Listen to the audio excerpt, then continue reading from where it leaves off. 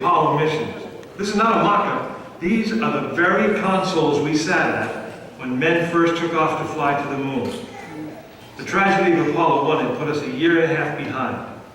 We were making up for it in one big leap, and we were doing it with a rocket that no man had ever flown before.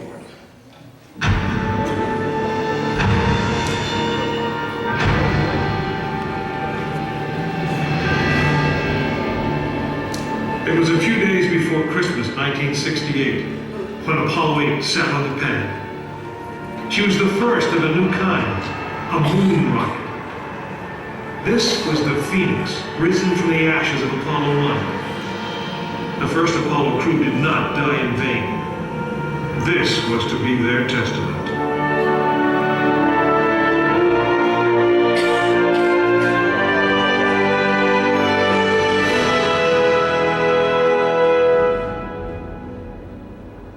"36 stories high, she had been fully fueled throughout the night. The liquid oxygen in her tanks caused ice to form on the outside of the craft. The extreme temperature differences between the air and the sub-zero fuel caused the metal skin of the rocket to expand and contract. Everyone who was on the pad agreed. It was as though the rocket was alive, breathing, straining at the leash. Earlier in the morning, astronauts Frank Borman, Jim Lovell, and Bill Anders had made their final preparations before taking that long ride out to the waiting spacecraft. The minimum safe distance from Saturn V to liftoff was 3 miles. The reason was simple. When fully fueled, the rocket contained the explosive power of an atomic bomb. As the clock counted down, the astronauts and all of us in launch control went through the pre-flight checks. Our hands on the controls of the most powerful, most complex machine ever built. It had over 2 million separate systems. And to bring these men back alive, everything had to work perfectly. Each individual system had been tested, but what we didn't know was how they would perform when all 2 million began to work together. That moment would come when the countdown clock reached 0.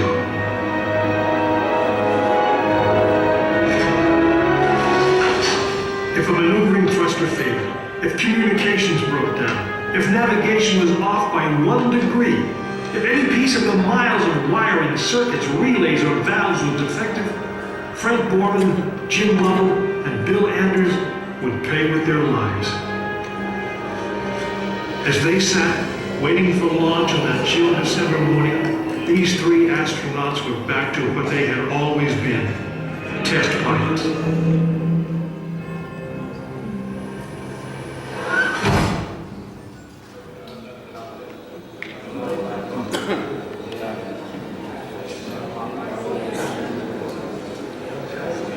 You are now in the final minutes before the launch of Apollo 8, right here where it actually happened.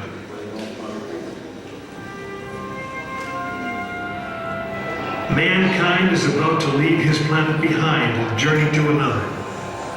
It is one of those rare moments when history is not being made, destiny is being embraced.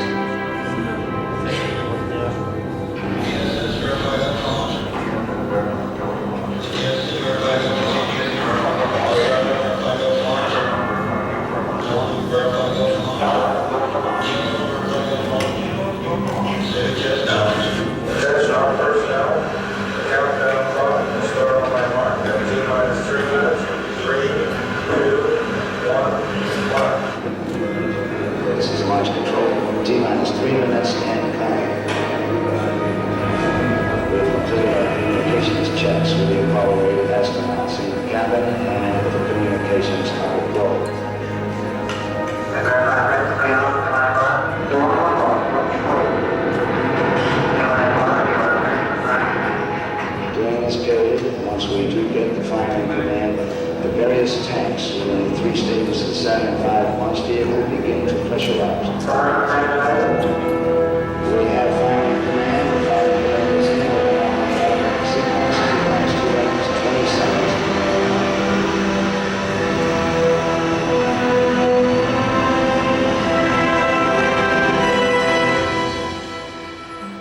status board indicates that all aspects are ready.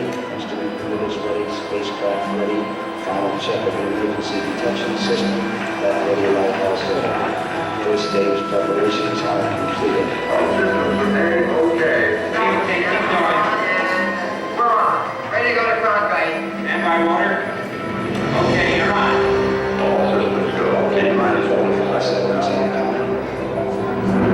First stage oxygen tank has been pressurized. All pressure still really high.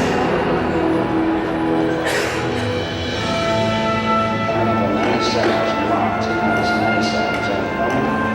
Apollo 8 crew standing by. Spacecraft Commander Frank Brown, Jim Lovell, Bill Anders. Now we report that the liquid hydrogen tank in the third stage is pressurized. 1 minute 15 seconds.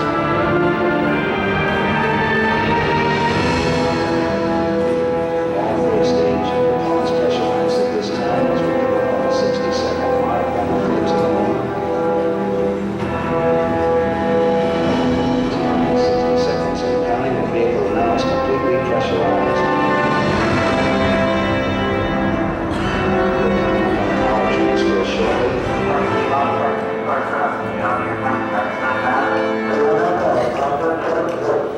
We have the power transfer. We're now on the flight batteries within the launch vehicle.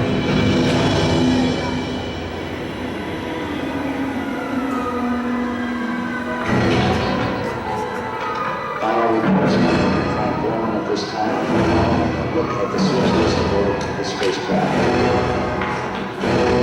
20 seconds on this we're still roll at this time.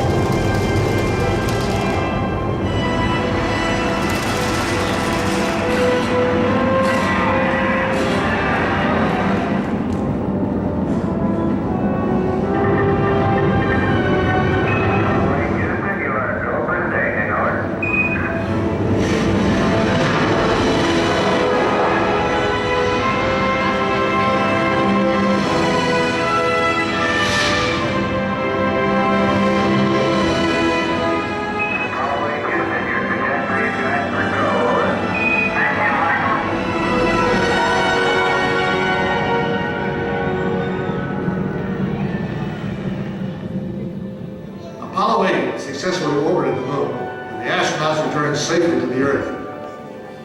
I know.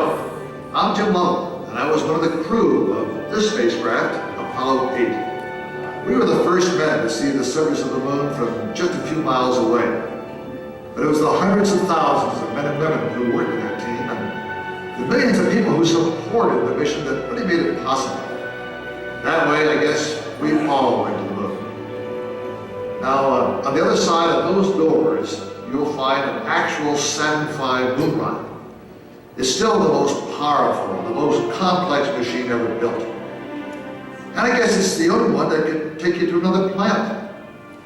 I actually got to fly one on a second flight to the moon called Apollo 13. But that's another story. Ladies and gentlemen,